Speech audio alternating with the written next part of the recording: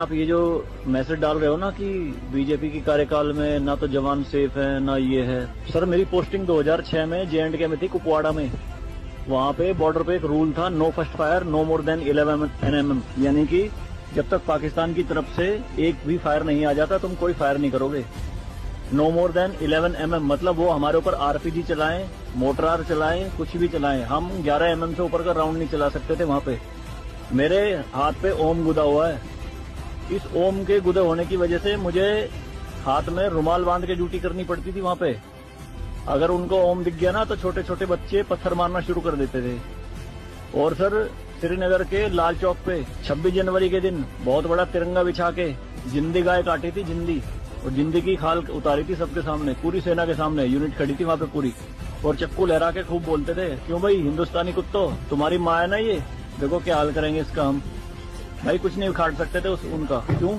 क्योंकि सेंट्रल में गवर्नमेंट गंडवी थी, नपुंसक गवर्नमेंट थी।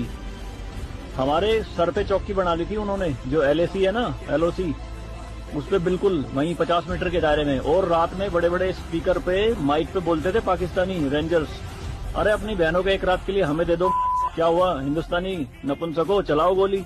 कुछ नहीं कर सकते थे उनका। 2014 में जब गवर्नमेंट चेंज हुई तो सेना अध्यक्ष बिपिन रावत साहब जब उनसे मिले तो उन्होंने बताया कि बॉर्डर के हालात खराब है सर, छूट नहीं है जवानों को कुछ भी। तो PM मोदी ने कहा था कि छूट मेरी तरफ से पूरी है, मैं नहीं जाऊंगा वहां लड़ने, तुम जाओगे।